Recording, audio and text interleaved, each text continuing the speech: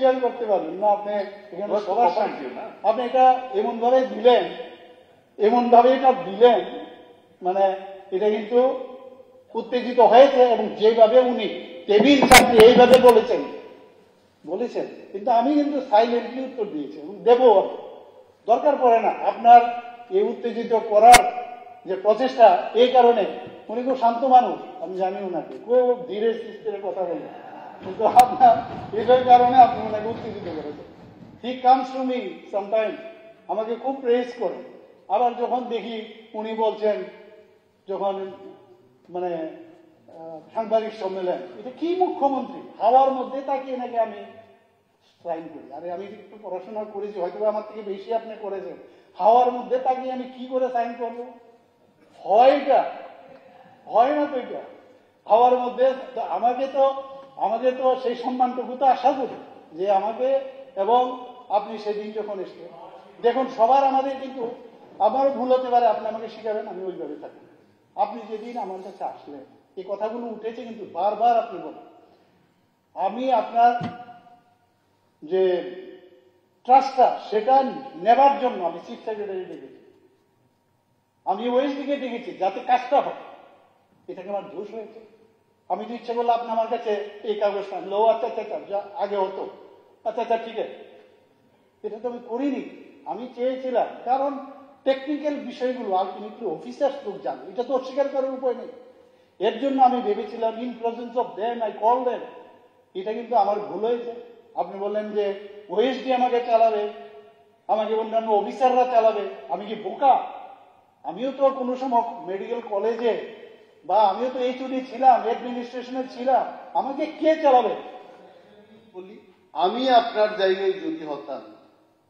If I was in your position আমি সেদিন letter নিয়ে এসেছি আপনাকেও দেব যদি আপনার দরকার পড়ে I would have been very happy that leader of opposition is telling me and if I act on this বিরোধীরা চুপ হয়ে যাবে instead you are trying to tell all these things আমি কি বলবো না হয় বলুন না আমার রিপ্লাইটা কেন হচ্ছে না কাজগুলো কেন হচ্ছে না ইউ প্লিজ টেল মি কিন্তু এটা আপনার এবং আমার বিষয় না আমি যদি বলে থাকি যে আকাশের দিকে আপনি তাহলে লেটার গুলো কেন পড়া হলো না দ্যাট ওয়াজ দি পয়েন্ট আর আপনি যেদিন আমাদের চিঠির উত্তর দেবেন I will be the first man on the earth to appreciate you in all forum আমি এই হাউসে দাঁড়িয়ে বলে গেলাম আমি কাপুরুষ না I can appreciate I have the guts to tell bad man as bad man good man as good man আমি আপনার ক্ষমা চাইব আমি জনস্বার্থে আপনাকে চিঠি দিয়েছি প্লিজ অ্যাক্ট অন দ্যাট শ্রেষ্ঠ ত্রিপুরা হবে ওই সমস্ত চিঠি এমন কোন যে ব্যক্তি স্বার্থে আমি কোনো চিঠি লিখিনি আজ পর্যন্ত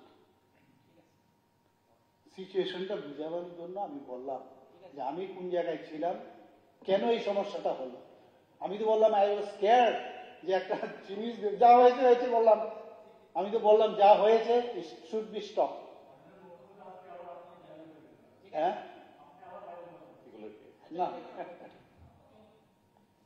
উত্তর তো দিতে হবে আপনি বললেন যে উত্তর দিতে সবাই তো আশা করে সব উত্তর তো সম্ভব না কিন্তু যে কয়েকটা প্রশ্ন করেছেন সেগুলোর উত্তর আমাদের মাননীয় এলওপি মহোদয় একটা জায়গায় বলেছেন যে আমাদের যে এসসি এসটি রিজার্ভেশনের যে 100% রোস্টার সেটা নাকি ঠিকভাবে ফলো হয় না এবং আমি আপনাকে বলছি যে আমাদের ট্রাইবাল ওয়েলফেয়ার ডিপার্টমেন্টের অনুমোদন ছাড়া 100% রোস্টার ছাড়া কোনো অবস্থায় সেটা হয়নি হবেও না এতটুকু আপনাকে বলতে পারি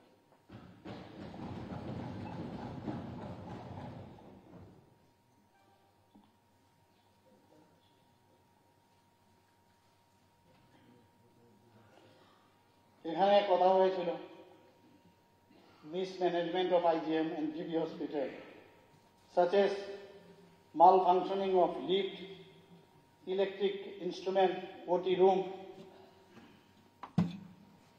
closed for few days, and alleged incident of theft at IGM Hospital, as raised by our Honorable Fellow.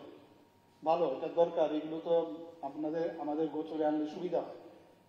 কিন্তু আমি যতটুকু ব্যক্তিগতভাবে দেখেছি, এই পৃথিবীতে বা আমাদের সমাজে সবচেয়ে যদি পাওয়ারফুল লোক থাকে হচ্ছে চোর। এ কিন্তু চিন্তা করে না কোথায় গেলে আমাকে কে ধরবে, আর পুলিশের বাস্তব। কিন্তু আমি আমার একটা অভিজ্ঞতা বলছি। একবার সাব ইন্সপেক্টর, সে খুব সম্ভব এখানে ওসি ছিল, তার বাড়ির মধ্যে সে চুরি করেছে। অদ্ভুত, মানে সে জানে আর কি যে কোনো সময় কিছু হতে পারে। তো সেখানে কি করলো চোরে? পাইপলাইন কেটে দিয়েছে, অক্সিজেনের পাইপলাইন কেটে দিয়েছে।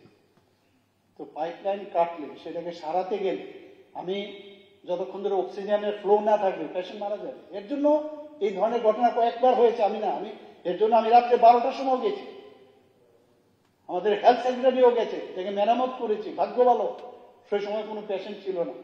এই কারণেই ঘটনাটি হয়। পুলিশ অ্যারেস্টও করেছে, সেখানকার যে আপনার যে দারোয়ান ছিল তাকেও অ্যারেস্ট করেছে, শোকজ করে, এগুলো হয়। কিন্তু ভালো জিনিসটাও তো হচ্ছে না। ভালো জিনিসগুলো তো আমাদের বলা উচিত, খালি এইসব ছোটখাটো। আমি এখন এই বিধানসভাতে ঢুকলাম, টয়লেটে গিয়ে দেখলাম আমার একটা জিনিস খারাপ, এটাকে যদি আমি হাইলাইট করি এবং এইগুলো নিয়ে হাইলাইট আমরা করছি, করুন, ভালো, এটা আবার ঠিক হয়ে যাবে, এটা আমরা করব। তো সেই কারণেই ঘটনাটা হয়েছে। লিফটের যে বিষয় সেটা আমি বলছি। লিফটে অনেক সময় একটা ওয়েট থাকে, দারোয়ান থাকে, কিন্তু আমাদের যারা বহু লোক আছে যখন একসাথে যে 6 জন, সেখানে 10 জন উঠে গেল, মাঝে মাঝে যান্ত্রিক গোলযোগ হয়। হওয়ার সুবাদে অনেক সময় লিফট অচল হয়। কিন্তু দেখতে হবে লিফটটা কতদিন ধরে অচল এবং তার মেরামত হয়েছে কিনা। এবং আপনাদের অবগতির জন্য আমি জানাচ্ছি মাননীয় স্পিকার মহোদয়, যে এখন দুটোই আমাদের আইজিএম এবং জিবিতে প্রশ্নটা উঠেছিল, দুটো জায়গায় এটা সচল আছে।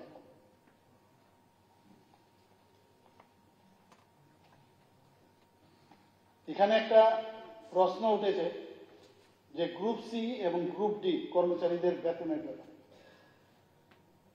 দেখুন, প্রতিটা ইস্যু কিন্তু ভেরি ইম্পর্টেন্ট। আমি বলছি না এটাকে আমি নজর আন্দাজ করার মতো পাইনি, কিন্তু ক্লারিফিকেশন, এই বিধান সভাতে বসে আমরা ক্লারিফিকেশন চাই। যদি we can satisfy then fine, if we can not satisfy তাহলে উইল বি রেকটিফাইড। সেটাই হচ্ছে বিধানসভাতে আসার মেইন উদ্দেশ্য। We are all representative of the people, আমাদের পিপলের কাছে আমরা দায়বদ্ধ আছি। সবাই জানি প্রতিটি দেশ ও রাজ্যে যে বাজেট বানানো হয়, তা এখানে যে বিষয়টা এসছে যে মাননীয় লিডার অফ অপোজিশন বলেছেন যে ফিক্সড পে কর্মচারীদের জন্য বরাদ্দকৃত উদ্বৃত্ত টাকা অন্য কাজে ব্যবহৃত হয়।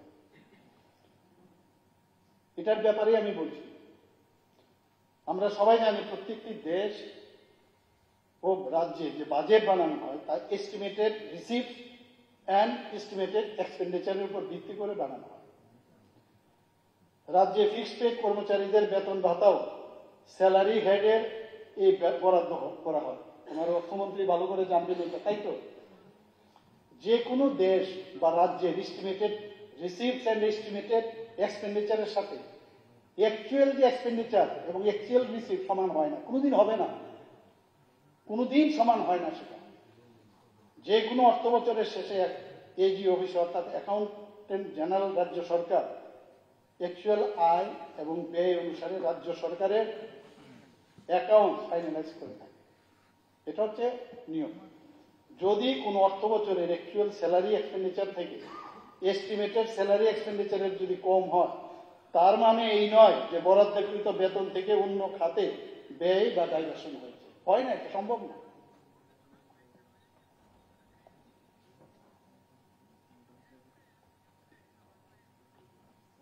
সমগ্র শিক্ষা নিয়ে অনেকেই বলেছেন, আমি সবার নাম আমি বলবো না। ভালো, সমগ্র শিক্ষা নিয়ে আমরাও চিন্তিত, সবাই মিলে চিন্তিত।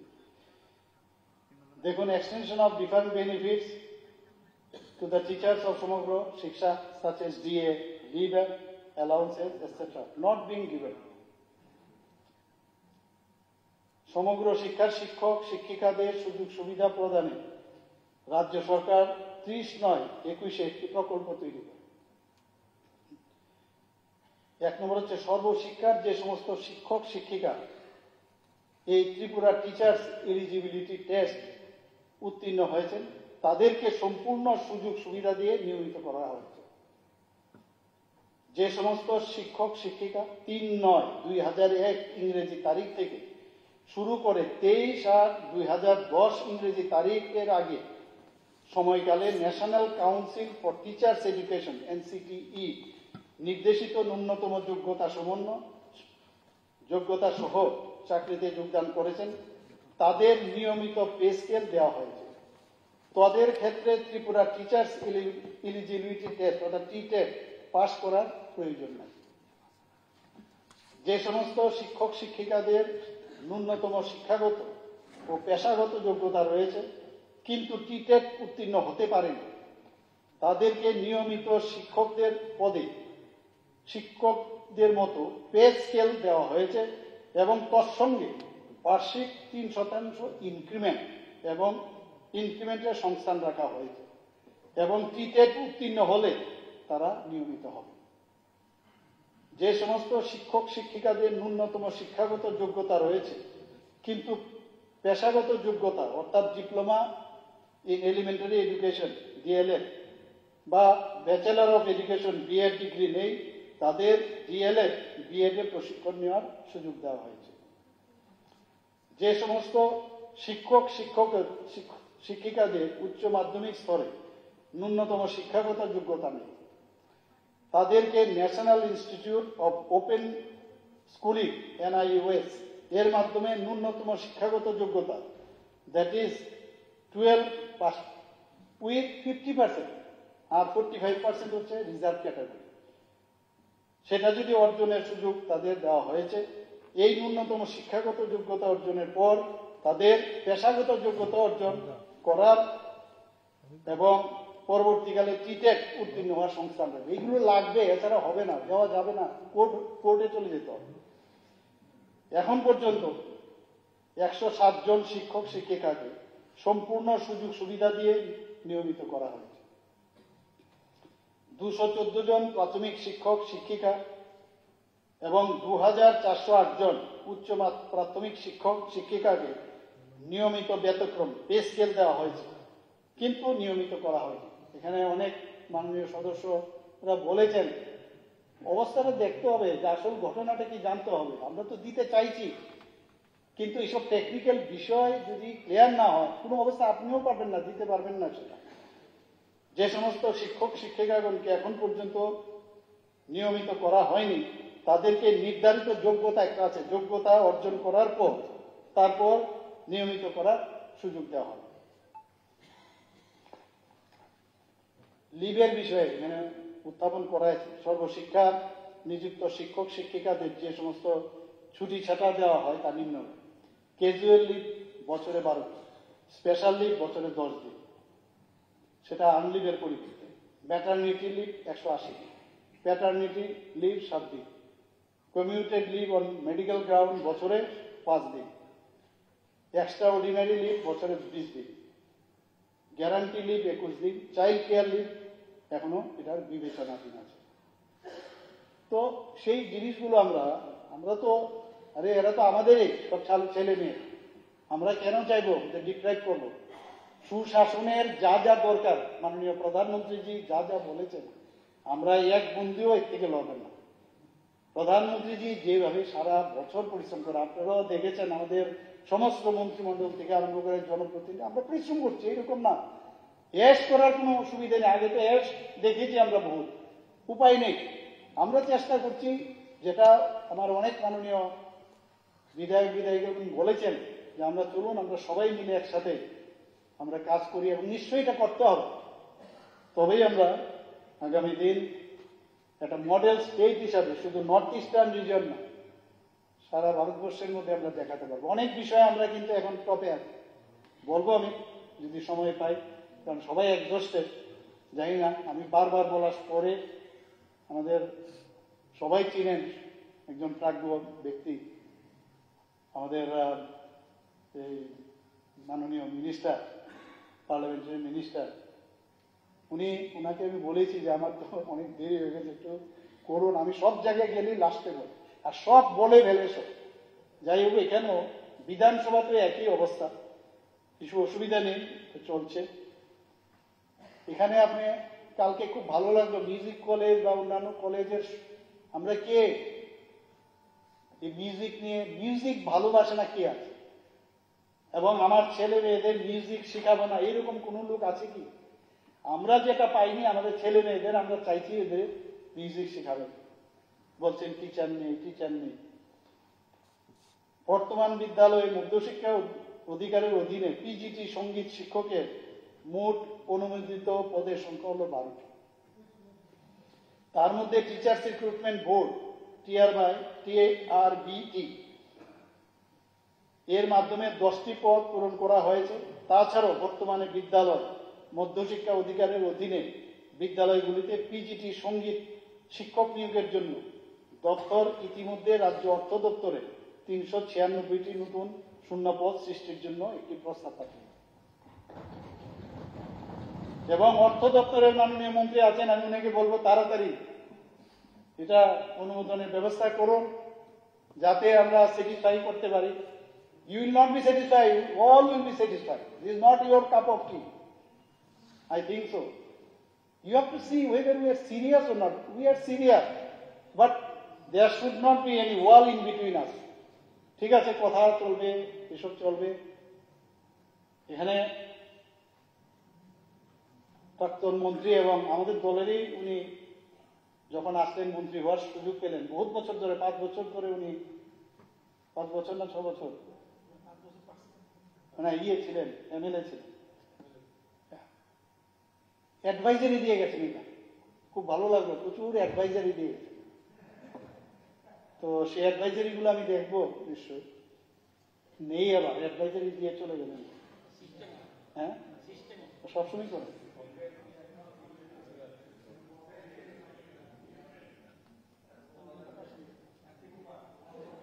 টিচার্স রিক্রুটমেন্ট বোর্ড এর মাধ্যমে অনুমোদিত নতুন পদগুলো অবশ্যই পূরণ করা হবে।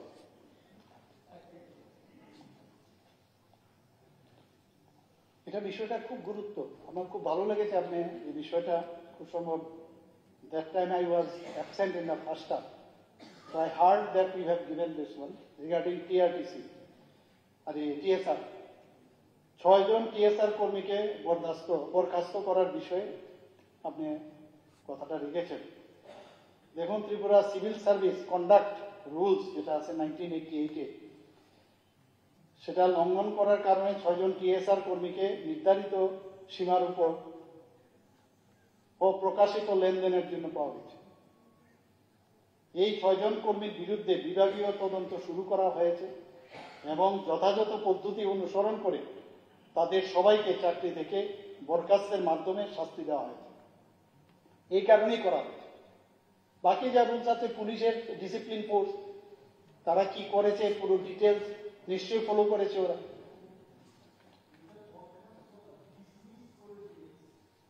আমার কাছে যা একদম আমি বলছি ডিসমিস, বিকজ পুলিশ দপ্তরের মহানির্দেশক আমার জানা মতো he can't dismiss the service of the police personal. সরকার ডিসমিস করতে পারে, দপ্তরের কোনো অধিকর্তা সেটা করতে পারেন না। সো মাই পয়েন্ট ইজ, আমাদের এই ফোর্সের যে অতিরিক্ত, আমার কাছে যা রিপোর্ট এসছে, একটু দেখুন, একটু ভিতরে গিয়ে দেখুন, নিশ্চয়ই আমি ডিসমিসটা আপনার অনুমতি ছাড়া হয় না। না, এখন কথা হচ্ছে, ঠিক আছে আমি এটা দেখবো, কিন্তু Tripura civil service conduct rules 1988 কিন্তু তৈরি হয়েছে। এখন কি আছে এটার মধ্যে, ডিসমিস করার ক্ষমতা আছে কিনা, এটা যতক্ষণ ধরে না দেখ আছে কিনা। আমার ল, আমি তো নিশ্চয়ই ল থেকে ব্যাটিং নিয়েই তারপর আমি কি কারণে হয়েছে সেটা আপনাকে জানি। তদন্তের সময় এই ব্যক্তিদের ব্যাংক স্টেটমেন্টে মোট 2.5 কোটি টাকার বেশি ক্রেডিট লেনদেন দেখা গেছে। এর মধ্যে 1.30 কোটি টাকা যেটা অপ্রতিবেদিত। কি বাংলা মুশকিল হয় আমার সঙ্গে, অপ্রতিবেদিত মানে হিসাব নেই বোধহয়। 6 জন কর্মী বিভিন্ন উৎস থেকে এই ধরনের যে অপ্রতিবেদিত আর্থিক লেনদেনের 750টিরও বেশি উদাহরণ রয়েছে।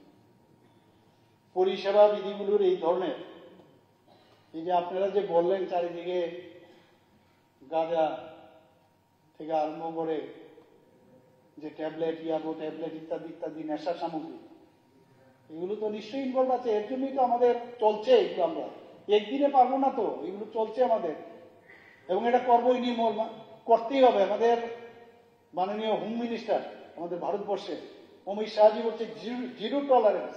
এখানে বলা হয়েছে, অনেকে বলেছেন যে মেইন লোককে ধরতে পারছেন না, মেইন লোককে ধরে যখন ধরা পড়বে তখন আপনি ছাড় পাবেন, এতটুকু আপনি বলতে পারেন। একদম ক্লিয়ার কাট বলে দিয়েছে মাননীয় প্রধানমন্ত্রীজিও, এবার বলে দিয়েছে কোনো অবস্থায় সে যেই হোক তাকে ছাড়া হবে। সেটা আমরা করবো, এখানে কোন রকম মিথ্যার আশ্রয় আমরা নেই। মিথ্যা বলাটা মহাপাপ, আমরা সবাই জানি। কিন্তু বুয়েবেল সাহেবের অনেকে আছে এই মিথ্যা বলে বলে বলে বলে সত্য মানিয়ে নেয়। অনেকের মধ্যে এই রোগটা আছে। আমরা চাইছি এই রোগ থেকে মুক্ত হওয়ার জন্য। এর জন্য কোনো অ্যান্টিডোটও নাই। তো এই যে বিষয়, তাতে করে পুলিশের উপর একটি বড় নেতিবাচক প্রভাব ফেলবে, যা একটা সুশৃঙ্খল বাহিনীর জন্য এটা ঠিক নয়। এর জন্য এটা হচ্ছে। এখানে একটা বিষয় এসেছিল যে Kamalpur CPIM party set in fire and vandalization of the statue of Baidyanath Majumdar. সবাই ওনাকে সম্মান করে, বৈদ্যনাথজিকে সম্মান করে না এরকম কোনো লোক নেই। আমরা সবসময় রেসপেক্ট করি। কিন্তু আমার কাছে যে রিপোর্ট এসছে যে এই ঘটনার পরে ওখানে শ্রীরঞ্জন দাস সেক্রেটারি সিপিআইএম এর, উনি বোধহয় একটা এফআইআর করেছেন, এবং সেই পরিপ্রেক্ষিতে পুলিশ আমি বলে দিয়েছে এইসব জায়গার মধ্যে কোনো অবস্থায় আমিও কম্প্রোমাইজ করবো, বলেছি ধরতে হবে। আপনি দেখেছেন আমাদের নিজেদের পার্টির লোককে আমি ধরেছি। কিন্তু এগুলো সময়ের সাথে সাথে আরো রিফাইন্ড হবে এবং হবে। তবে ধলাই জেলার বৈদ্যনাথ বাবুর যে মূর্তি ভাঙচুরের যে কথা বলা হয়েছে সেটা কিন্তু ঠিক না, নেই কিন্তু বৈদ্যনাথ বাবুর। তবে ধলাই জেলার বৈদ্যনাথ মজুমদারের মূর্তি ভাঙচুরের কোনো ঘটনা ঘটেনি, এই কথাটা বলছি। সেটা তো আমি বললাম তো। আরেকটা বিষয় ছিল পশ্চিম ত্রিপুরা জেলার অন্তর্গত। আমি এগুলো কিন্তু সব সুশাসন, আপনারা বলেছেন কুশাসন, আমি জানি না, এগুলো তো পুলিশ আছে, পুলিশের কাজ করবে, করছে কিনা দিস ইজ ইম্পর্টেন্ট। আমরা ডিসগাইজ করছি কিনা সেটা আপনারা দেখুন। বলছি বারবার অ্যাকশন নিন। আপনারাই বলুন, একটা টাইম ছিল কমিউনিস্ট পার্টির মাঝখানে এমন একটা অবস্থা ছিল, ওরা কিন্তু ঘর থেকে বেরোতো না, যদিও ওনাদের ঘরের মধ্যে অনেক অস্ত্র শস্ত্র ছিল। সেটা আমরা দেখেছি 2018 পরে। এটা অস্বীকার করার উপায় না, পেপারে ছিল, অনেক নিউজ পেপারে। কিন্তু এর মধ্যে আপনারা ব্লাড ব্যাংকের কথা বলছেন, ব্লাড ডোনেশনের সময় আপনারা যেতে পারেন না। কি সুন্দরভাবে ব্লাড ডোনেশন হয়, মানিক বাবু যাচ্ছেন, জিতেন বাবু যাচ্ছেন, অন্যরা সব লিডার যাচ্ছেন, কোথাও কোনো বাধাপ্রাপ্ত হচ্ছেন না। তো এখন প্রসেশন করছেন, ডেইলি প্রসেশন করছেন সব জায়গায়, পার্টি অফিস খুলে গেছে। ডেমোক্রেসি কাকে বলে আমরা তো শিখিয়ে দিয়েছি। 2023-এর যে ইলেকশন, আপনি বলুন 2023-এর যে ইলেকশন, এর আগে আমার উপনির্বাচনে ছাপ্পা ভোট, একটা ওই যে মিথ্যা বলতে বলতে অভ্যেস হয়ে গেছে। কি করবো, মিথ্যা বলা। এইবার আমি বললাম কোন জায়গায় যদি এরকম হয়ে থাকে আমরা এই জায়গায় যাব না, যদিও সাইন্টিফিক রিভিউ অনেকে বহুত মাস্টার এবং এগুলো নিয়ে গেছে। কিন্তু আমি বারবার আমাদের টিম এবং আমাদের পার্টির থেকে বারবার বলেছি 2023-এর ইলেকশন আমরা করব না।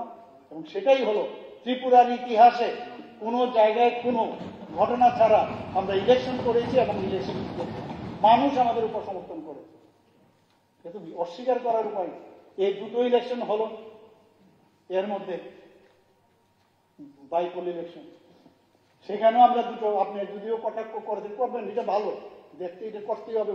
মাঝে মাঝে আমরাও হাসবো, এইগুলো হয়, আমি এর জন্য দোষ দিই। আমি জিতেন বাবু, আমি জিতেন বাবু, আমি অনেক জায়গায় বলেছি, আমার খুব ভালো লেগেছে যেদিন আমি ডেলি যেতাম, বক্সনগর থেকে ধনপুর হয়ে আমি ফিরছি সন্ধ্যা, আপনি কি সুন্দরভাবে এই স্ট্রিট কর্নার করে আপনি কথা বলছেন, একবার আমার ইচ্ছে হচ্ছিল নেবে আপনার সাথে হ্যান্ডশেক করি। সত্যি বলছি, মনের থেকে বলছি যে হ্যান্ডশেক করছেন, যে আপনি আরামসে ওখানে নির্বাচন প্রক্রিয়া আপনি আছেন, কোথাও একটা ঢিলও আপনাকে ছড়িয়ে নিন, আর সেখানে আপনি যদি বলেন যে কি অবস্থা হচ্ছে, এটা হবে, বলবেন, আপনারা সবাই বলবেন। কিন্তু এরকম একটা ঘটনা আশ্চর্য। আমাদেরকে বলা হয় কি মুসলমান বিরোধী, বলতো না? আর এইবার বক্সনগরে দেখিয়ে দিয়েছেন 62% উপরে মুসলিম, সেখানে জামানত বাজেয়াপ্ত হয়ে গেছে। আমি নিজে গেছি, বহু মুসলিম যাদের মসজিদ, মানে বহু জায়গায় আমি গেছি, তারা বিশ্বাস করেছে, সবকা সাথ, বিশ্বাসের যে বিষয়টা না, সেটা নিতে পেরেছে।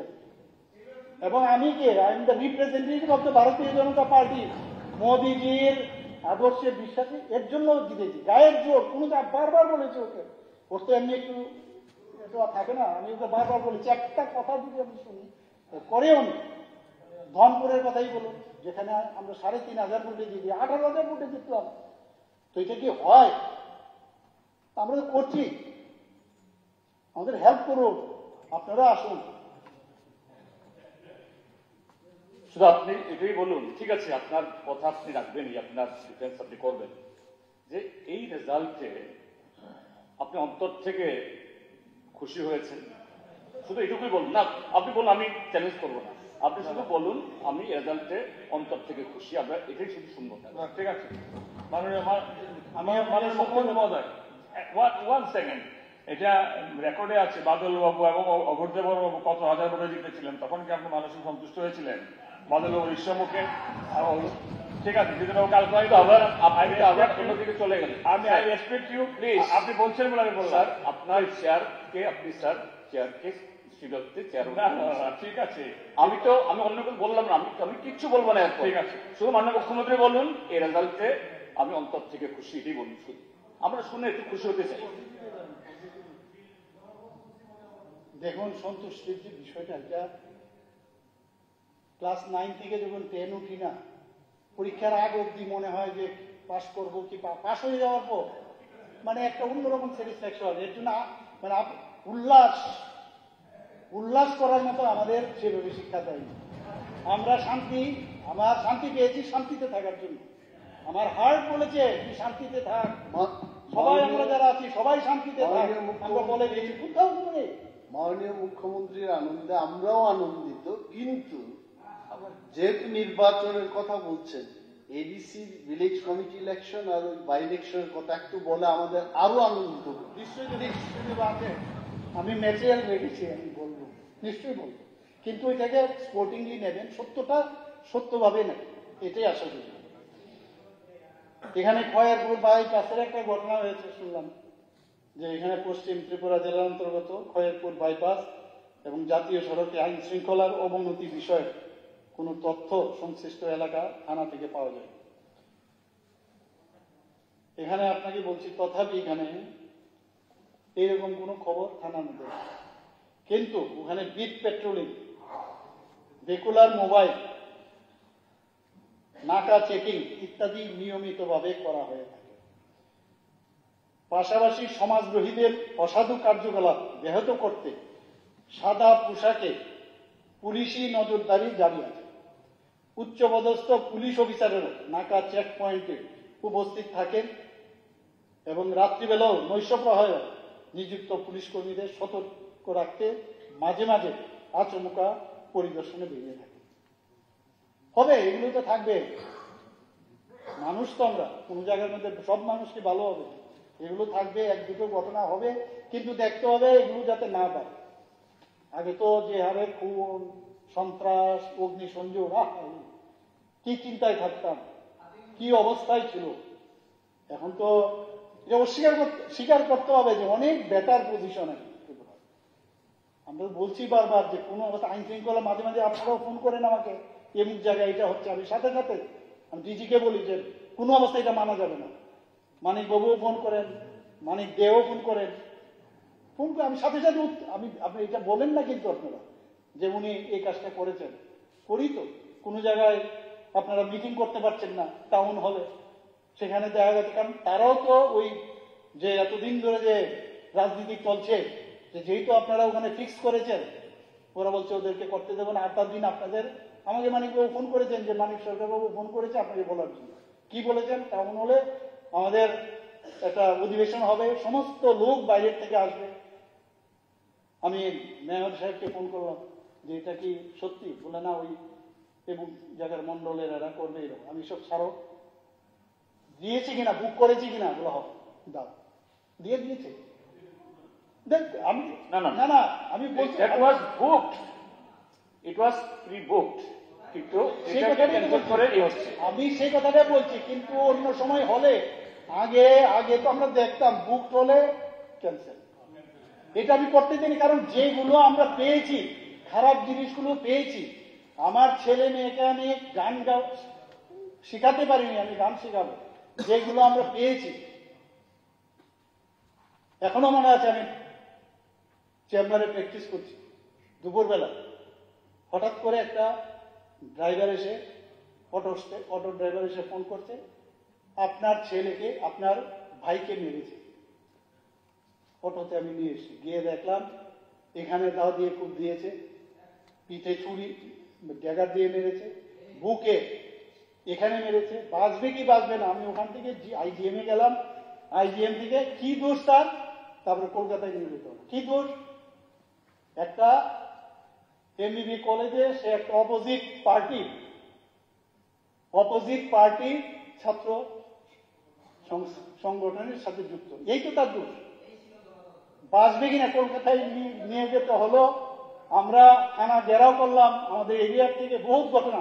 আমি তো ইচ্ছা করলে এখানে আবার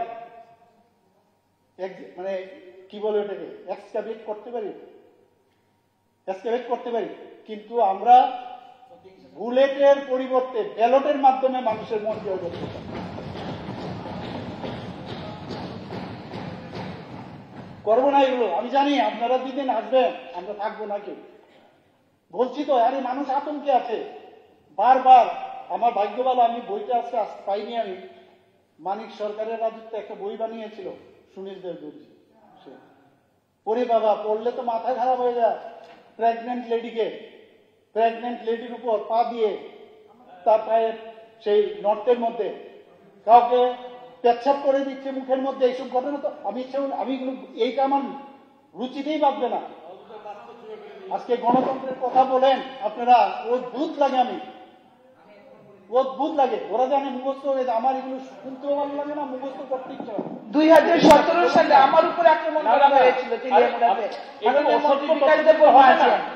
তাহলে রেকর্ড দেখুন, আপনি উত্তর দিয়েছেন, আপনি এই হাউসে আপনি যেরকম ত্রিপুরা ঘটনা ত্রিপুরা সারা দেশের মধ্যে পলিটিক্যাল ভায়োলেন্সের নাম্বার 1।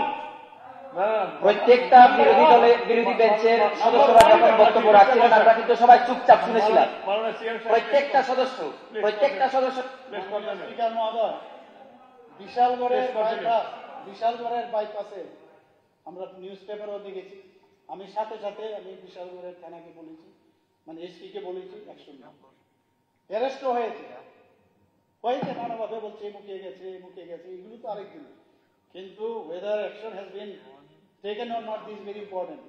টিএসআর যায়, আদার্স বিকেল থেকে আরম্ভ করে ডেইলি ওখানে নাকাবন্দিতে সব তো এগুলো হবে, কিন্তু দেখতে হবে। আমরা তো এরপর আসি যাই, কেউ তো দেখিনি, সেটা দেখতে হবে করেছি কিনা। দিনের পর দিন হাসপাতালে গিয়ে, মনে আছে বিশালগড় হাসপাতালে আমাদের লোককে কিভাবে আটকে মারবার জন্য চেষ্টা করেছিল, কোথায় গেল এইসব দিনগুলো? এগুলো আমরা ভুলবো না, এগুলো চেষ্টা করবো না এর থেকে বেরিয়ে আসতে।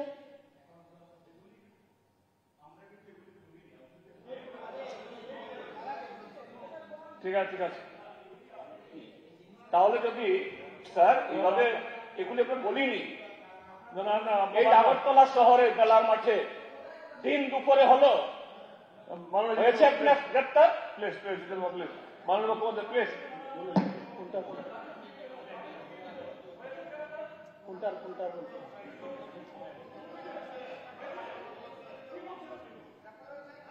আরে না এভাবে বলবেন না, প্লিজ।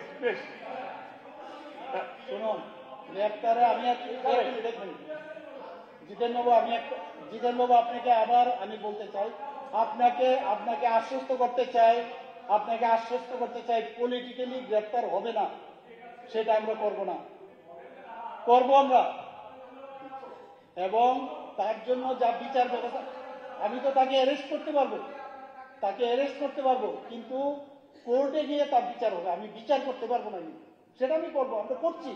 এর জন্যই তো আপনারা বেরোতে পারছেন, আনন্দে ঘুরছেন। এখন সিপাহীজলার উত্তম বক্ত চৌমনি থেকে পাথালিয়া ঘাট সীমানায় প্রায় 28 কিলোমিটার জাতীয় সড়কের কভার করে এবং আরটিএ, রোড ট্রাফিক, অন্যান্য অপরাধের মতো যে কোনো ধরনের অপরাধ প্রতিরোধে 24/7 তিনটি নাকা স্থাপন করা হয়েছে। বেশি বললাম না।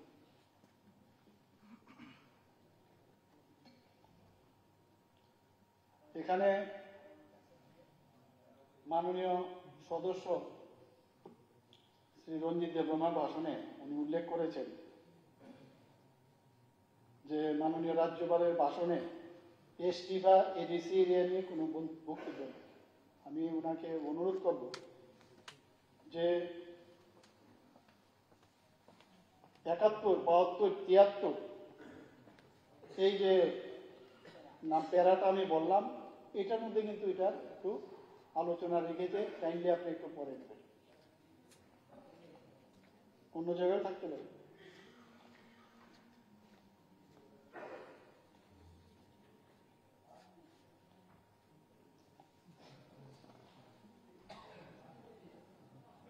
শিক্ষা নিয়ে তো অনেকে অনেক কথা বলছেন আমাকে, আমি আর এখন তো শিক্ষামন্ত্রী, আপনারা বলছেন আমার শুনতেই হবে, কিন্তু আমি অনেক কিছু আপনাদেরকে কিন্তু শিখেছি, কারণ আমার সেই অভিজ্ঞতাও নেই কি করা উচিত কি না। যতটুকু চেষ্টা করছি এভরিডে পড়ার চেষ্টা করছি, বোঝার চেষ্টা করছি, আপনাদের থেকে শিখছি, আবার এটাকে আধিকারিকদের থেকে আমি শিখছি যে কিভাবে গুণগত শিক্ষা দেওয়া যায়, সেই চেষ্টা আমরা করছি।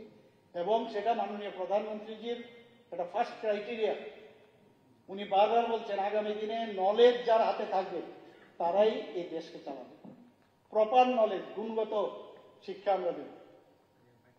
একটু আগে এই বিষয়ে কথা হয়েছে, এটাকেও ব্যঙ্গ করা হয়েছে। একদিকে বলা হয় যে বিভিন্ন এখানে এডুকেশন হাব করবে, মেডিকেল হাব করবে, আবার অনেক সময় দেখা যায় যে তথ্য এটা বলছে, আবার যখন দেখা যায় যে তথ্যর কথা বলা হয়, তথ্য ঠিক আছে, ফিল্ডের কি কিন্তু অন্যরকম। এই যে অদ্ভুত এক অবস্থার মধ্যে আমি কোনটা আমি মানে এখান থেকে নিয়ে যাব আমি বুঝতে পারছি না। আমি তো দেবো তো পরের কথা, কাজে এগুলো কিন্তু আমাদের মনে হয় এটা পরিবর্তন করা দরকার। নিজেদের মধ্যে আলোচনা হয়েছে। আনন্দনগরে টেকনো ইন্ডিয়া বিশ্ববিদ্যালয়, ধর্মনগরে আর্যভট্ট আন্তর্জাতিক বিশ্ববিদ্যালয়, এই দুটি বেসরকারি বিদ্যালয় স্থাপন আমরা অনুমোদন এই বিধানসভা থেকে দেওয়া হয়েছে। 2022-23 শিক্ষাবর্ষ থেকে এখানে বলা হয়েছে একটাও হয়নি। এটা কিন্তু খুব দারুণ, কোনো কাজই হয় না। কোনো কাজে হসপিটালে গেলে বলবে যদি কোনো কারণে একদিনের জন্য তুলোটা পাইনি, এখানে তুলা নাই, ব্যান্ডেজ নাই, কিচ্ছু নাই, ওষুধ নাই, আর বাকি পেশেন্টগুলো যে ভালো হয়ে যাচ্ছে। আমি যে এটা তাদের এগেনস্টে বলছি, ওখানকার যারা স্বাস্থ্যকর্মী ডাক্তারদের অপমান করি আমরা। কোভিডের সময় যেভাবে ডাক্তাররা পরিশ্রম করেছে, মারা গেছে বহু লোক, তাদেরকে আপনি অসম্মান করছেন। একটু ওদেরকে একটু সম্মান দিয়ে কথা বলো, যেভাবে ওরা কাজ করে। ঠিক আছে, প্রাইভেট প্র্যাকটিস করে এমন করে আমাদের এখানে অ্যাডভাইজারি যে একটা দিয়ে গেছে, খুব সুন্দর একটা অ্যাডভাইজারি দিয়ে গেছে। উনিও ছিলেন স্বাস্থ্যমন্ত্রী, উনি এগুলো জানেন। ওনার সময় ইচ্ছা করলে চেষ্টা করলে বন্ধ করতে পারবে 4টের পরে। উনি তো যাবেন 5টার সময় 6টার সময় হসপিটালে না গিয়ে ওই প্রাইভেট ডাক্তারের কাছে, বন্ধ করতে পারবেন না। এখন আমাদের দেখতে হবে এটাকে কিভাবে সুদৃঢ় করা যায় যাতে না যায়। আমাদের সবার দায়িত্ব। আমি বলছি 2022-23 শিক্ষাবর্ষ থেকে 3টি নতুন সরকারি degree college, Agartala Shri Aurobindo general degree college ইংরেজি মিডিয়াম গভর্নমেন্টের, পানিসাগরে ও পুরাতন আগরতলা একটি করে সরকারি ডিগ্রি কলেজ চালু হয়েছে, 3টা হয়েছে। ত্রিপুরা কলেজ ও ইউনিভার্সিটিগুলিতে 23-24 থেকে জাতীয় শিক্ষানীতি ন্যাশনাল এডুকেশন পলিসি লাগু করেছে। এক্সিট এবং এন্ট্রি, অদ্ভুত। মাননীয় প্রধানমন্ত্রীজি ন্যাপ বের করেছে ন্যাশনাল এডুকেশন পলিসি। আগে আমরা ফার্স্ট ইয়ারে পড়তাম, যদি কোনো কারণে চলে যেতাম এটার কোনো সার্টিফিকেট নাই, কিছু নাই, সেকেন্ড ইয়ারে পড়লো সার্টিফিকেট নাই। এখন কিন্তু যা পড়বেন তারও সার্টিফিকেট পাবেন এবং এটা দিয়েও আপনি কোথাও অ্যাপ্লাইও করতে পারবেন। এই যে এত সুন্দর একটা বিষয়, এর জন্যই বলে না, এগুলো আপনারা শুনলে মাঝে মাঝে বলেন যে মোদি হে তো মুমকিন হ্যাঁ, এই কথাটা বললেই আপনার হইতে যাবে। সত্যি আজকে দেশকে G20-র মাধ্যমে দেশকে যেভাবে পৌঁছিয়েছেন, এটা তো অস্বীকার করার উপায় নেই, তীর্থ করে বলার উপায় নেই। 2023-24 অর্থ বছরে 25টি সরকারি উচ্চ মাধ্যমিক বিদ্যালয়কে বিদ্যাজ্যোতি প্রকল্পের আওতায় আনা হয়েছে। আমাদের মাননীয় মন্ত্রী বাহাদুর, উনি শিক্ষামন্ত্রী ছিলেন তখন, রতনবাবু, ওনার সময় সেটা শুরু হয়েছিল। মাননীয় প্রধানমন্ত্রী যেটা ইনগরেশন করেছিলেন।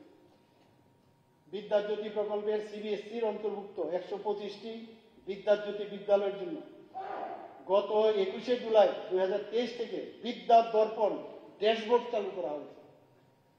2023-24 সালে 812টি বিদ্যালয়ে স্মার্ট ক্লাসরুম চালু করা হয়েছে। কিসের স্মার্ট ক্লাস? আমরা জীবনও শুনিনি, এত বছর স্কুলে গেতাম। স্মার্ট ক্লাস আমি জানি না আপনারা দেখেছেন কিনা, দেখলে অবাক হয়ে যায়। এক একটা স্মার্ট ক্লাস গেলে এখন সবকিছু এর মধ্যে আছে। এই যে আমাদের এখানে যেরকম আছে LCD স্টাইলে সবকিছু পাওয়া যায়। এটা ছবি আঁকতে হয় না, যে কোনো আপনার 3 ডাইমেনশনালে আপনি দেখতে পারবেন। একজন ফিজিওলজি পড়তে গেলেন, কারোর চেহারা বা তার বডি, তার সেন্ট্রাল নার্ভাস সিস্টেম দেখবেন। কত লাভ হচ্ছে গুণগত যে আপনার এডুকেশন, সেটা আমরা দিচ্ছি। এগুলো তো আপনারা দেখবেন সুশাসনের, তো এগুলোই তো সুশাসন বলে। কি ভাঙা চেয়ারে বসে আর স্কুলের মধ্যে বসে, এটাকে সুশাসন বলবো আমরা? হসপিটালে যখন আমার পোস্টিং হতো, সারা ত্রিপুরাতে আমাকে ঘুরাতো। আমার একজন লোক গিয়েছিলেন তৎকালীন মুখ্যমন্ত্রীর কাছে, গিয়ে বলছিলেন, আরে উনি তো এইভাবে বারবার ট্রান্সফার করেন, কি বিষয়? কোনা উনি তো ডাক্তার ভালো, মানুষও ভালো, কিন্তু উনি অপোজিট করলেন। এটা কি ক্রাইটেরিয়া? এটা কি ক্রাইটেরিয়া আপনারা বলুন? এই ক্রাইটেরিয়ার উপর ভিত্তি করে যেদিন আমি শুনলাম, তারপরেই যখন আমি অ্যাসোসিয়েট থেকে আমাকে ডিমোশন করলো স্টেম, আমি বললাম হবে না, পার্টিতে জয়েনই করতে হবে। অপোজিট পোলের লোকটি যখন বললো, ওই গিয়ে ভারতীয় জনতা পার্টি এখানে পাইলাম, মোদিজিকে পেলাম, এবং আজকে আমরা সবাই মিলে এটা কি বলে ওটাকে, মানে দেশের চিন্তা ভাবনা, সমর্পণ, এইসব ভাষা আমি শুনিনি। সমর্পণের ভাষায় আমি ভাবনায় আমরা কাজ করি। আমার মনে আছে একজন MLA কংগ্রেসে একদিন এসে আমার চেম্বারে, ওই যে হসপিটালে আমাকে এসে বলছে, আর ও তো মানে এতদিনের অভিজ্ঞ একটা MLA, কত কিছু জানি। আমাকে বলছে, তুমি রাজনীতিতে কেন গেলে? আমি তুমি তো অনেকদিন ধরে রাজনীতি করো, বলো যে বলতে পারবে তুমি বিস্তারক কি? বিস্তারক এটা আবার কি? আমি ধর রাজনীতি শিখুক। তো এই হচ্ছে, আমি কথাটা বলার অর্থ হচ্ছে যে আমার অভিজ্ঞতাটা আমার শেয়ার করলাম এখানে। স্বাস্থ্যের বিষয়ে এখানে কথা হয়েছে। আপনারা সবাই জানেন, আপনাদেরই বিল্ডিং ছিল। আমি আপনাদের ধন্যবাদ দেবো, আমার পক্ষে খুব সুবিধা হয়ে গেছে।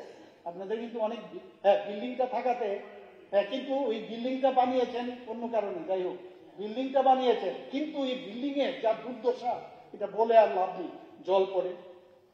আমার মনে আছে যখন আপনাদের এই রবীন্দ্র ভবন হয়, তৎকালীন আপনাদের মন্ত্রী বলছেন, বৃষ্টি না হলে জল যে পড়ে বুঝবো কি করে? মানে আমি নিজে এটা প্রত্যক্ষদর্শী। আমি ডেন্টাল কলেজ ঠিক করতে গিয়ে বুঝতেই পারে না কোন দিক দিয়ে জল আসে।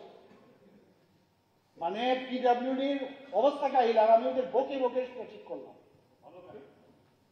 যাই হোক, আমার পক্ষে সুবিধা হয়ে গেল, এবং ডেন্টাল কলেজ খুব অল্প সময়ের মধ্যে, এবং আপনাদেরও অনেক কলিগ আমাকে বলেছেন, যিনি আগে স্বাস্থ্যমন্ত্রী আমাকে বলেছেন, আমি একদিন ফ্লাইটে করে আসছি, উনি আমাকে বলছেন যে কোথায় যাবেন? আমি ডেন্টাল কলেজের জন্য ডেন্টাল কাউন্সিল অফ ইন্ডিয়াতে গিয়েছিলাম। বললাম কোথায় খুলবে? আমি বললাম ওই যে আপনাদের। উনি শুনে এই যে আইডিয়া, কারণ এই আইডিয়া থাকতে হবে, তো বানিয়েছেন হসপিটাল হবে, যাতে যাই হোক খুব সুবিধা হয়েছে, প্রপারলি নেই কিন্তু ভাঙতে হয়েছে, এই করতে হয়েছে, সেই করতে হয়েছে। এটা আপনাদের থ্যাংক দেবো যে বিল্ডিংটা থাকাতে আমার পক্ষে সুবিধা হয়ে গেছে, যে তাড়াতাড়ি আমার জন্য না, ত্রিপুরার মানুষের জন্য। এই ডেন্টালের একটা সিট ছিল, নমিনেশন নিয়ে কোথায় সে পাটনা লখনৌতে যেতাম, হাওড়াতে বসে থাকতাম, আজকে এখানকার ছেলে মেয়েরা এই ডেন্টাল কলেজে পড়বে, ভাবা যায় কোনোদিন? ভাবা যায়? এখানে ফ্যাকাল্টি এখানে পাচ্ছি আমরা, এদের আপনার কর্মসংস্থানের সুযোগ হচ্ছে, যারা প্যারামেডিক্স আছে তাদের সুবিধা হচ্ছে, এখানে আপনারাও ট্রিটমেন্টের জন্য যাবেন এখন। দুটো নিশ্চয়ই আমি বলবো, কিন্তু আমি বলছি শুনুন, এই মেডিকেল কলেজ খোলার সময় আপনাদেরই একজন ব্যক্তি খুব নাম করে, নাম বলবো না আমি, আমার তো খুব ইচ্ছে, তখন মেডিকেল কলেজে আমিও চাইছিলাম যে আমিও মেডিকেল কলেজে ঢুকবো, বলছে আমার হাতের মধ্যে বট গাছ উঠবে যদি ত্রিপুরাতে মেডিকেল কলেজ হয়। আমি নাম বলবো না, একদিন আপনাকে প্রাইভেটলি আমি বলবো, আর আমি বলেছি হবেই হবে। আমরা কিন্তু এরকম না, আমরা তখন না নেগেটিভ মেন্টে আমি বলেছি হবে। ওকে আমি দেখি এখন বড় বড় ফ্রম করে হাঁটে, আশ্চর্য লাগে আমি ওই লোকটার কথা, এবং উনি খুব ওনাদের সাথে যুক্ত। আমি মিথ্যা কথা, জিতেন বাবু, আমি মিথ্যা কথা বলি না, অসত্য তথ্য আমি কোনোদিন দিই না। তো দুটো মেডিকেল কলেজ আপনারা করেছেন, কিন্তু আমি ওরাল অ্যান্ড ম্যাক্সিলোফেসিয়াল সার্জন একজন ত্রিপুরা, ডেন্টাল বিভাগে আমাকে কিন্তু আপনারা নেননি। ওই অপোজিট পোলের লোক বাধ্য হয়ে আমি গেলাম, এখানে অপশন দিয়ে চলে গেলাম ওখানে, তারপরেও শান্তি নেই। আমি টিচার্স অ্যাসোসিয়েশনের প্রেসিডেন্ট হলাম, আরে আমাদের সরকার এখানে অ্যাসোসিয়েশনের প্রেসিডেন্ট, আমি নির্বাচিত প্রেসিডেন্ট কিন্তু কারণ দয়ায় না, লাল দুর্গা থেকে বলে দিয়েছে ওকে প্রেসিডেন্ট সেক্রেটারি এইসব না, আমি ইলেকশনে জিতেছি, বাস আমার কাল হয়ে গেল। আমার গণতন্ত্র কিরকম গণতন্ত্র চিন্তা করুন, আমাকে অ্যাসোসিয়েট প্রফেসর থেকে অ্যাসিস্ট্যান্ট প্রফেসর বানিয়ে দিল, ডিমোটেড। ত্রিপুরা রাজ্যের যত অ্যাডভোকেট আছে সবার কাছে আমি গেছি, আর মশার কামড় খেয়েছি রাত্রিবেলা। বিশ্বাস করুন, প্রফেসরের জন্য শেষ পর্যন্ত আমার হাইকোর্টের দরজায় আমার যেতে হয়েছে বারবার। মানে বলছি এই কারণে যে আমি আপনাদের লোক আমার কাছে এসেছি, যে মন্ত্রী বাহাদুর তখন ছিলেন, ওনার শরীর খারাপ, আমি ওনাকে দেখতে গেছি, আমার মনের ভিতর কিন্তু কিছু ছিল না, আমি এমন একটা পার্টির এবং সরকারের ব্যক্তি ওনার কাছে দেখতে গেছি। উনি আমাকে দেখে কোথায় বলবেন ধন্যবাদ, উনি বলছেন আমাদের এইভাবে নির্যাতন করছে তার থেকে বাঁচান।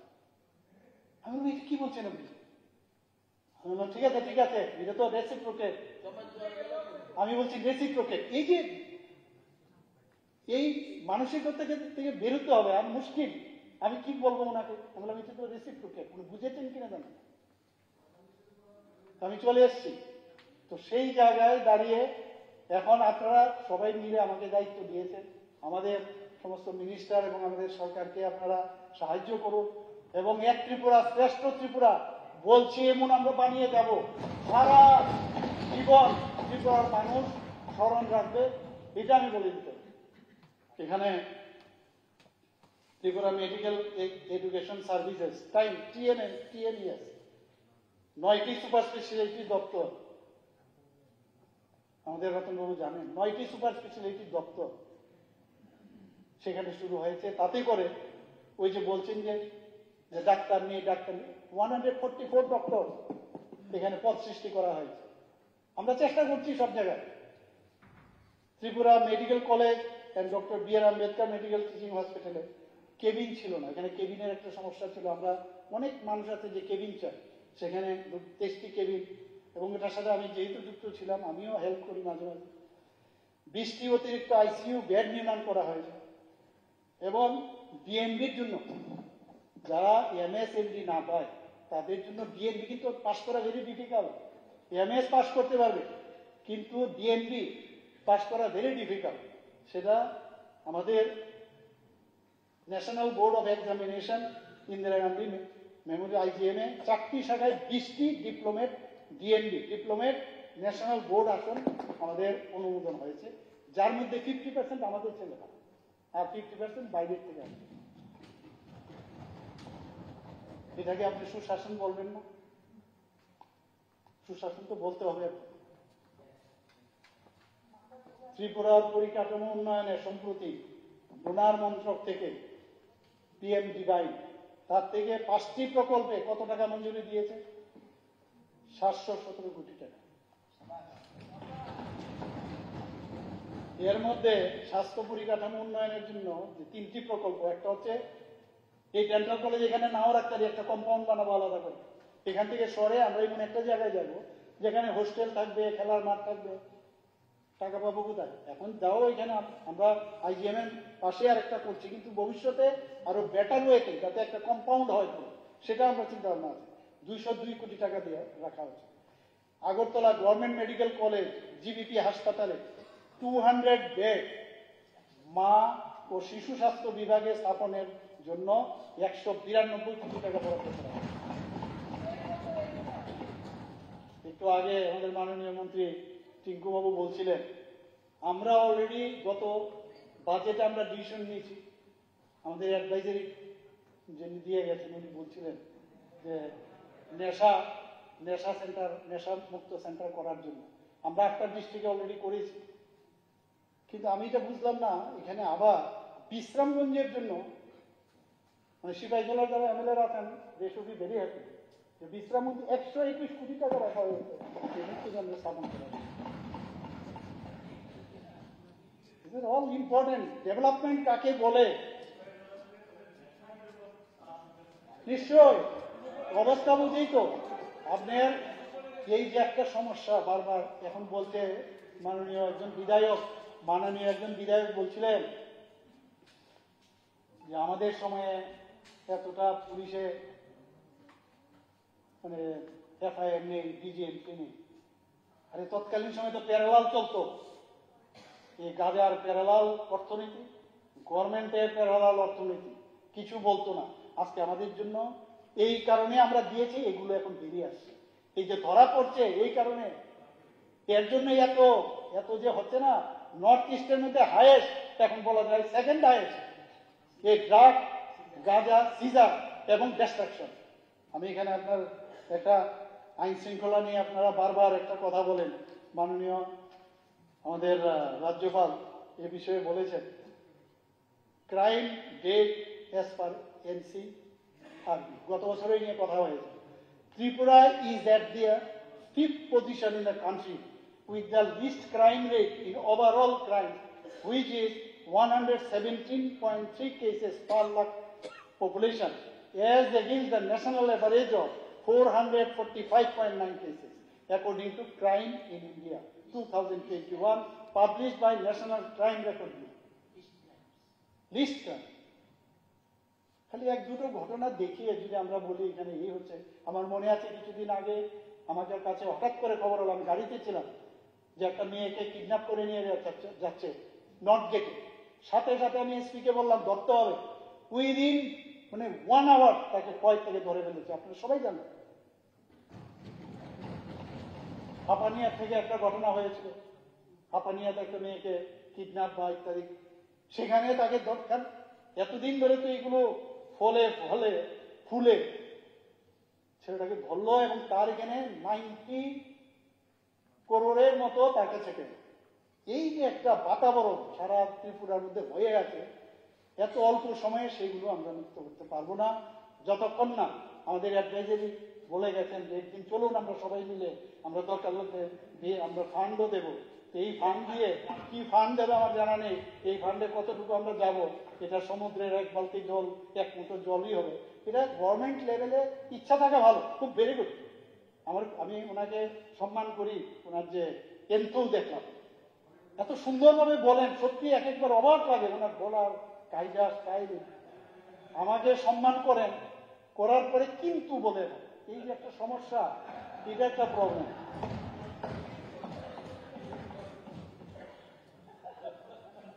Annual data of crime. Crime rate of Tripura is the 5th lowest amongst 28 states of the country. Significant reduction in overall crimes on major heads, including dowry death, robbery, burglary, murder, etc., in 2023 with respect to 2021.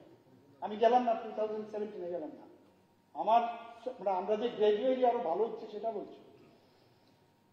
একজন বলছিলেন যে বারবার শুনতে শুনতে আর ভালো লাগে না, শুনতে তো হবে, এগুলো হয়েছে আপনাদের সূত্রে সবসময় 2017 কথা বলেন আপনারা, আমি 2020 কথা বলছি। হাউ উই আর ডেভেলপিং, সুশাসন কাকে বলে এটার থেকেও কিন্তু আমার মনে হয় আপনারা জানা উচিত। Overall decrease of 7% in crime against property in 2023 with respect to 2022. Significant decrease of 7% murder in 2023 with respect to 2022. আরো অনেক আছে। তো এই বিষয়গুলো আমি এই কারণে আইন শৃঙ্খলা আমরা তো চেষ্টা করছি। আমি এখানে মাননীয় অনিমেষ বাবুকে বলবো যে আপনাদের এরিয়া যদি আমাদের সাথে হাত মিলিয়ে ফেলেন, যে কোনো ওই জায়গার মধ্যে কোনো রকম আমরা ক্রাইম হতে দেব না, ত্রিপুরার চেহারা পাল্টে যাবে। আপনাকে বলছি, আমাদের কাছে মাঝে মাঝে ওএনজিসি ওয়েল কোম্পানি আসে, এটা আপনারাও জানা যে ওখানে ওদের পক্ষে অসুবিধা হচ্ছে। ওখানে যদি ওয়েল কোম্পানি এনওসি দেওয়ার যে বিষয়টা সেটা যদি আমরা দেই, তাহলে ওখানকার লোকেরা তো সুবিধা হবে, ওখানকার যে প্রাইভেট যে প্রপার্টি আছে সেও যদি সেল করতে পারে তারও তো লাভবান হবে। প্লিজ আপনারা এই বিষয়টা একটু দেখবেন, বারবার এক একটা ইনসিডেন্ট নিয়ে ইনসিডেন্ট হলে বলবো সবাই মিলে যদি এই কাজটা করি। আপনাদের এখানে একলব্য স্কুল হচ্ছে, একলব্য স্কুল করতে গেলেও সমস্যা হয়। তাহলে উইদাউট প্রধানমন্ত্রীজি কি বলছেন, নর্থ ইস্ট যতক্ষণ ধরে ডেভেলপ না হবে ভারতবর্ষ ডেভেলপ হবে না। আর আমি আপনাদের বলছি, যতক্ষণ ধরে আপনাদের এডিসি এলাকা ট্রাইবেল এরিয়া ডেভেলপ না হবে ত্রিপুরা কোনোদিন ডেভেলপ হবে না। And that we'll do together.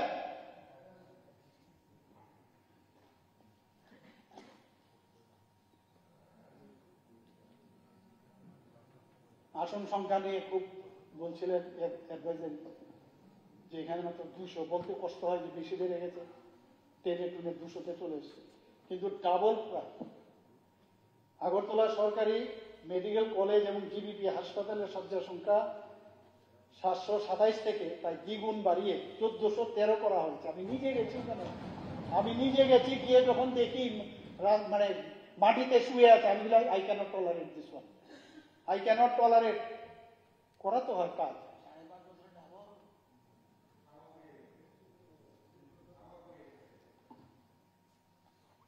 বলা হচ্ছে, বলতে কিন্তু খুব সোজা, এটা কিন্তু খুব ভালো অ্যাডভাইজারি লেকচার। বলছে যে কেন প্রেশার, কেন আইজিএমএ প্রেশার, কেন এখানকার জিবি হসপিটালে প্রেশার। আরে আমরা তো জানি ডিস্ট্রিক্ট হসপিটালকে যদি স্ট্রেংথেনিং না করি প্রেশার আসবে। আপনাদের অবগতির জন্য জানাচ্ছি, আমাদের সাউথ ডিস্ট্রিক্টে আমরা শান্তির বাজারে অলরেডি এখানে ট্রমা সেন্টার লেভেল 3 আমরা খুলে দিয়েছি। এখানে ট্রমা সেন্টার থাকা মানে কি, একটা দুর্ঘটনা জড়িত কোনো পেশেন্ট, সেটা আরটিআই হোক, গাছ থেকে পড়ে হোক, যাই হোক, ওই সময় ট্রমা সেন্টার একটা গোল্ডেন আওয়ার পিরিয়ডে সে যদি সেই সুযোগটা পায় লোকটা বেঁচে যাবে, সেই ব্যবস্থা করেছি। আগরতলাতে তো আছে, আমরা উদয়পুরে করেছি, আমরা আপনার আমবাসাতে করেছি, এবং ধর্মনগরে মাননীয় স্পিকার মহোদয় আছেন, উনি তো আমার পেছনেই লেগে আছেন, তো নিশ্চয়ই আমরা এটাও প্রায় শেষের পথে। এবং আমবাসাতে একটু 1 মিনিট ভুলে যাবো আমি খুব প্রেশার তো না, আমি বলছি কার্ডিয়াক সেন্টার করা হয়েছে আমবাসাতে 5টা সিটে, 5টা থেকে 6টা, যে কারোর এই যে এনজাইনা হয়, এনজাইনার সাথে সব জায়গায় আমি চেষ্টা করছি, পিএসসি থেকে আরম্ভ করে সমস্ত জায়গায়। আগে তো আমরা পোস্টিং পেতাম কোনো জায়গায়, সারা ত্রিপুরায় তো ঘুরিয়েছে, গেলেই জানতাম যে চেয়ারটার একটা হাতল থাকবে না, আর টেবিলটার মধ্যে ওই যে পর্দার একটা সিস্টার কেটে পর্দা রাখবে, এখন গেলে ঝকঝক তকতকে সমস্ত ব্যাপারটাই হয়ে গেছে। অনেকটা আমাদের বিভিন্ন যে হসপিটাল আছে কর্পোরেট সেক্টরের মতো হয়ে গেছে। আমরাও চাই এরকম। অনেক ডাক্তারবাবুরা এত সুন্দরভাবে সাজিয়েছে, মানুষের ওখানে কোনো পেশেন্ট গেলে যখন ওখানকার পরিবেশ দেখবে অর্ধেক ভালো হয়ে যাবে সেই কাজটা আমরা করছি। আগরতলা সরকারি মেডিকেল কলেজ ও জিবিটি হাসপাতাল মেডিসিন বিভাগে 120 ছিল আসন, সেখান থেকে 280 করেছি। জেনারেল সার্জারিতে 120 থেকে 180 করেছি। শিশু বিভাগে 60 থেকে বাড়িয়ে 80 করেছি। স্ত্রী ও প্রসূতি বিভাগে 114 থেকে 132 করা হয়েছে। পাশাপাশি আইসিইউ এবং অপারেশন পরবর্তী চিকিৎসার জন্য শয্যা সংখ্যা, যেটা পোস্ট অপ আমাদের অপারেশনের পরে লাগে, কোথায় লাগবে, 58 থেকে বাড়িয়ে 112 করা হয়েছে। এবং সুপার স্পেশালিটি বিভাগে মোট শয্যার সংখ্যা 134। এটাকে ডেভেলপমেন্ট বলবেন না আপনারা? তারপরেও দেখবেন কিছু না কিছু পাবেন। এখন গিয়ে যদি দেখেন, আমাদের তো আবার একটা সমস্যা আছে, গিয়ে পান খেয়ে পিক ফেলে দেয় কর্নারটার মধ্যে। তো ওনাকে যদি জিজ্ঞেস করা হয় পিক ফেললেন কেন, বলে আমি গরিব। গরিব মানুষের কি পিক ফেলতে হবে? উত্তর নেই তো। আমি মেয়ে গরিব কি উসকো। তো এই ধরনের অবস্থা, বাধ্য হয়ে আমরা ওই ঠাকুরের মূর্তি রেখেছি, ঠাকুরের মূর্তির উপর পর্যন্ত দিয়ে করবোটা কি? তো এইসব সমস্যা আছে, এগুলো বহুদিনের সমস্যা।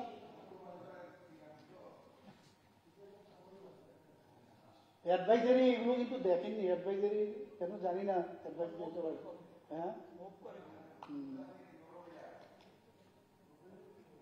মাননীয় স্পিকার মহোদয়,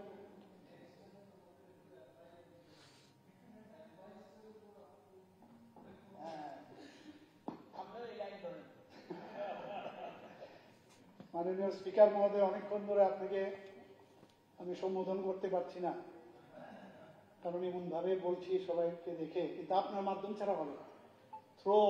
থ্রো প্রপার চ্যানেল। রাজ্যের জনজাতিদের উন্নয়নে রাজ্য সরকার দায়বদ্ধ। অনেকে স্বীকার করেন না। আমাকে একটু বলছি। আমি কিন্তু কারোর সময়ে কোনো কথা বলি, আমি কিন্তু বলিও না, বলবো না। গত 15 নভেম্বর 2023 রাজ্যভিত্তিক যে জনজাতীয় গৌরব দিবস উদযাপন আমরা করেছি, সেই উপলক্ষে chief minister tribal development mission নামে নতুন এক প্রকল্পের ঘোষণা আমরা দিয়েছি। আপনারা সবাই জানেন এটা দিয়ে কি হবে। হয়তো এমন শুনলে বলবেন এটা দিয়ে কি হবে, আরে লেট মি ডু ইট।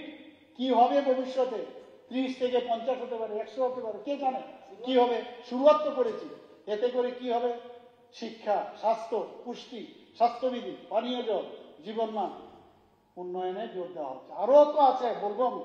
এর মধ্যে আমার একটা, যে মুখ্যমন্ত্রীর নাম দিয়ে আমাদের সরকারের 30 কোটি টাকা বরাদ্দ করা হয়েছে।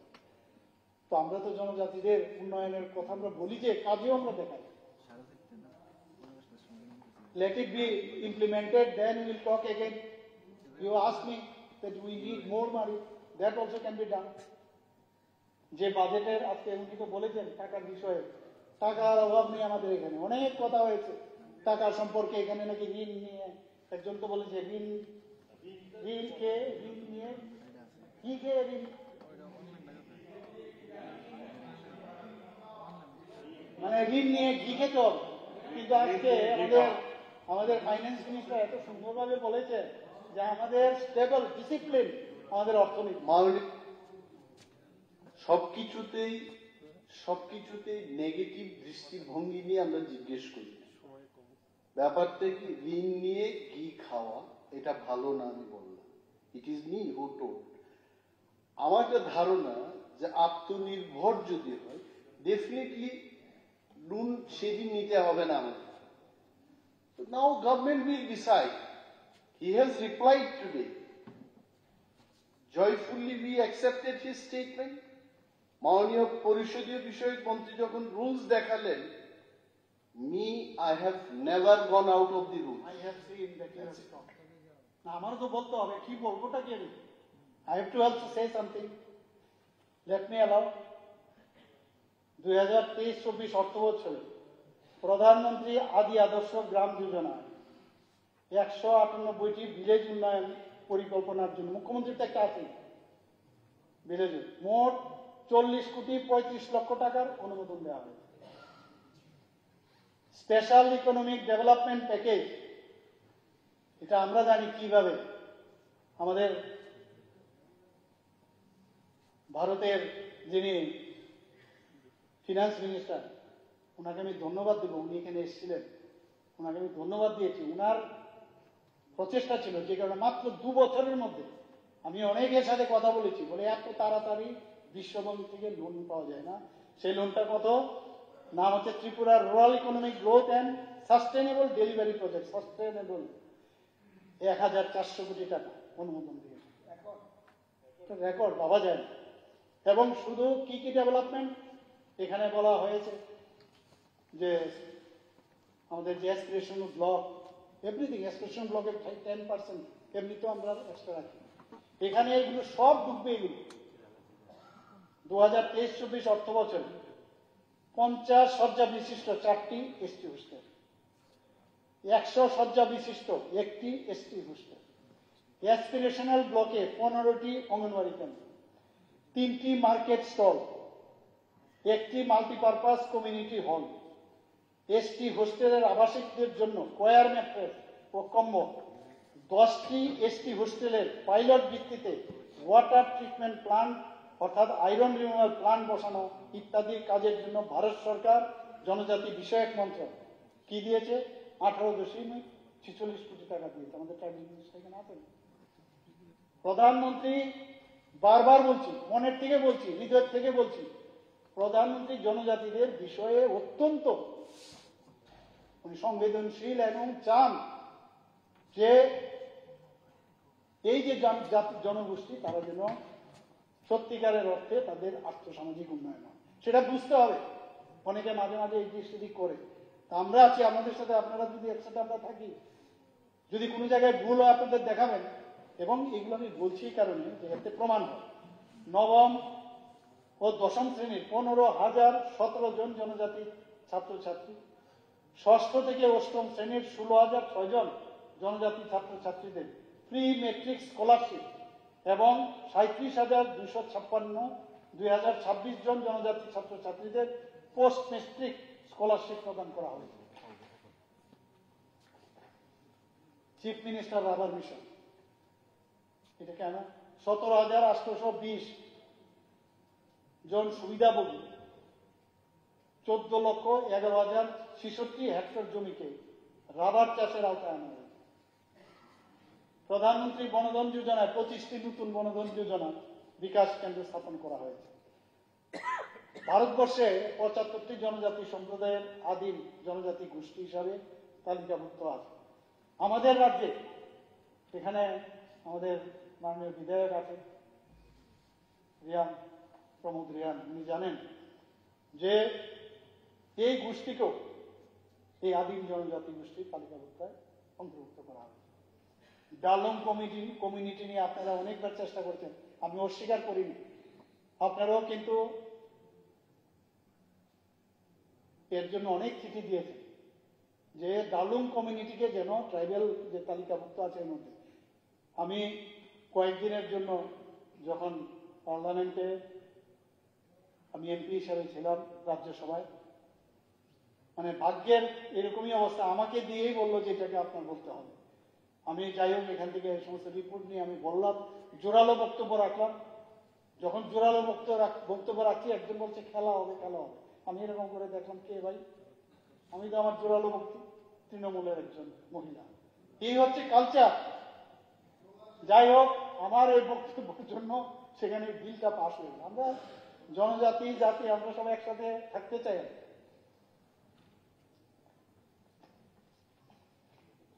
কমুনি দাদা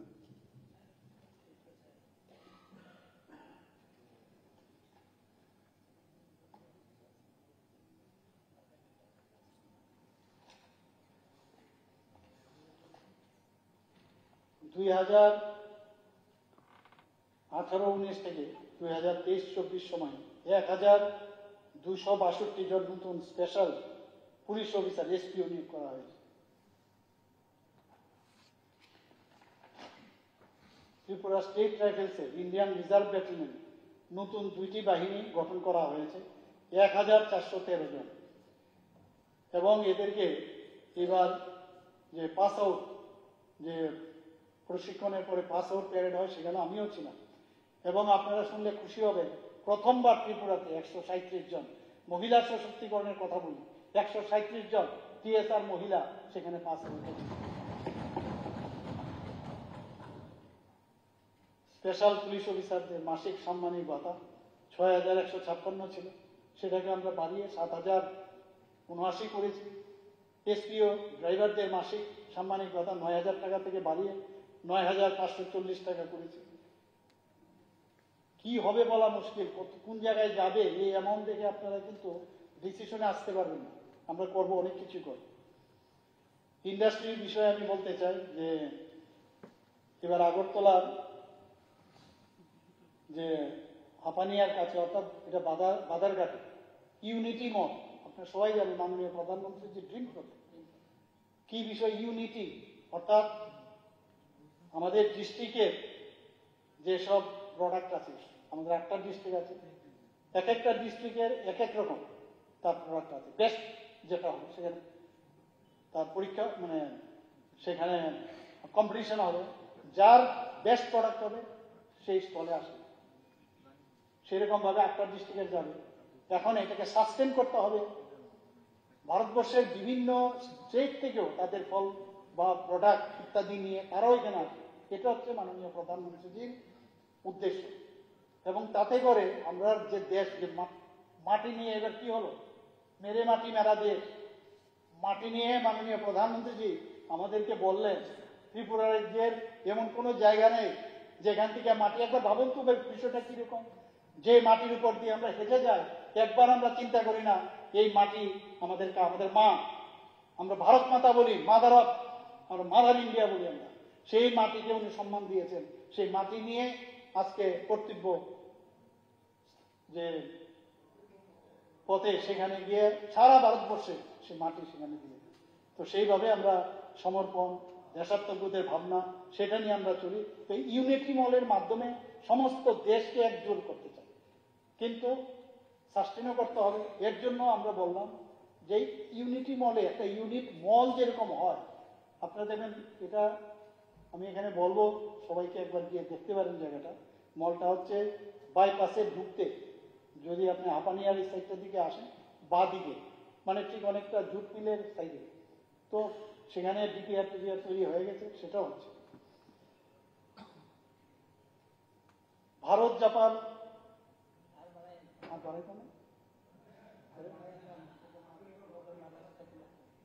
না না, ভারত জাপান, এখানে কিন্তু একটা, আমার কাছে যখন এসেছিলেন জাপান থেকে, আমরা তো বিদেশিদের দেখলে একটু আর বলার একটু কায়দা ফায়দা করতে হয়, ইংরেজিটাকে মানে মনে হয় যে নর্মাল, মানে আমাদের মাননীয় যে প্রেসিডেন্ট ছিলেন মুখার্জি সাহেব, প্রণব মুখার্জি, উনি তো নর্মাল ইংলিশ বলেন।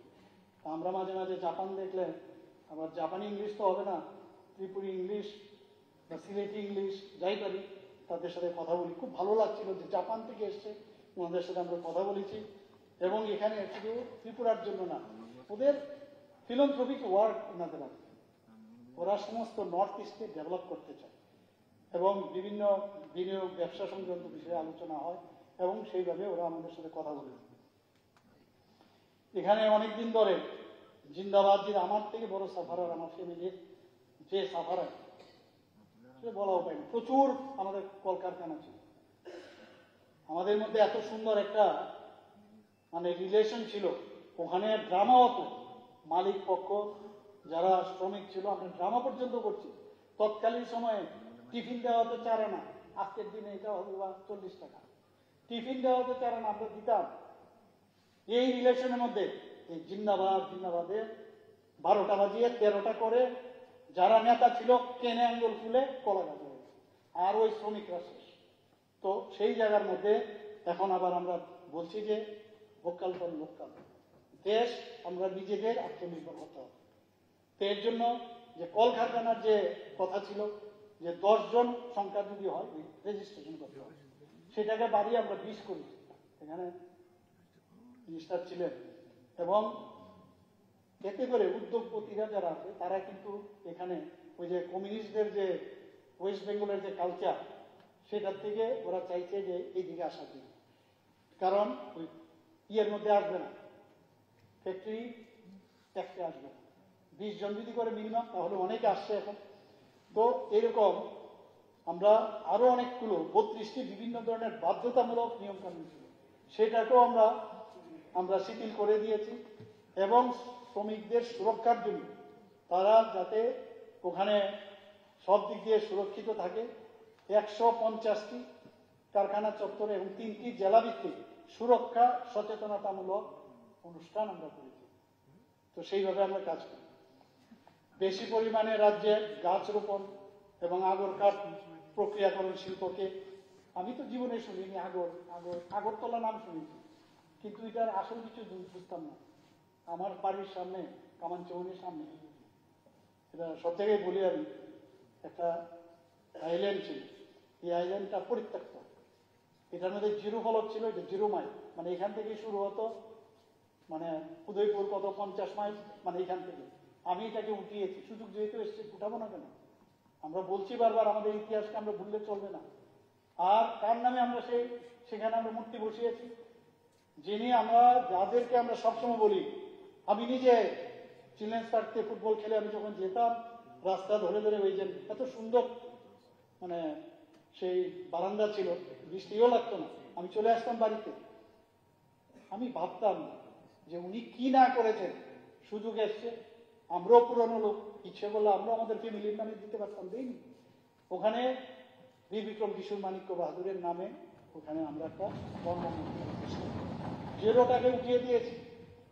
সেই পরিত্যক্ত জায়গার মধ্যে সারা জীবন জিন্দাবাদ জিন্দাবাদ আমাদের বাড়ির থেকে আমার শুনতে হয়েছে। ভয় দেখানো হতো, দৌড়ে হঠাৎ করে চলে যেত মোটর কর্মী শ্রমিক ইউনিয়ন, অসহায় ফিল করতাম। মোটর শ্রমিক ইউনিয়নের মালিককে ডাকতো, আসুন, কি বলছেন?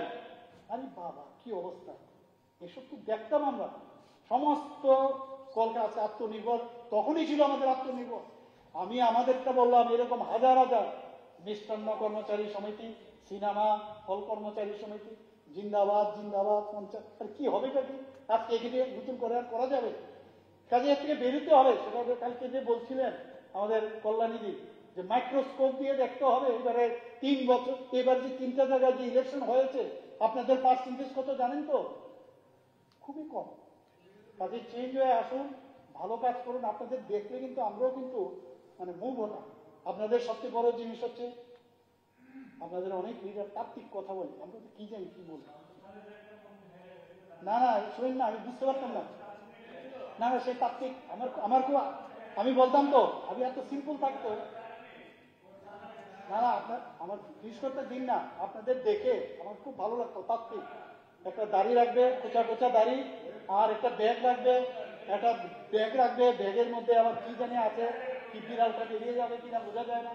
এই ধরনের তো আমরা দেখেছি। আমরাও কিন্তু মাঝে মাঝে কিছুটা আমার মতো অনেক লোক এইভাবে বিভ্রান্ত হয়ে আপনাদের পিছনে পিছনে ছুটেছে। এবং যে কারণে আমরা চাকরি যে বলে না, আমরা চাকরি দিতে গিয়ে সাবধানে যে আমরা চাকরি যাতে না যায় তার চিন্তা ভাবনা করছি, দিলেই হবে না। এবং আপনারা সেই ভুলটা আপনারা করেছেন। এটাকে বলে সুশাসন। আপনারা বলছেন, মাননীয় রাজ্যপাল জি যে বলছে, এটা তো সবসময় হয়ে থাকে, সরকার লিখে দেয় সরকারের কি কি আছে। এগুলো তো উনি দেখেছেন, এবার মাননীয় রাজ্যপাল দেখেছেন, সব প্রতিটা লাইন উনি পড়েছেন।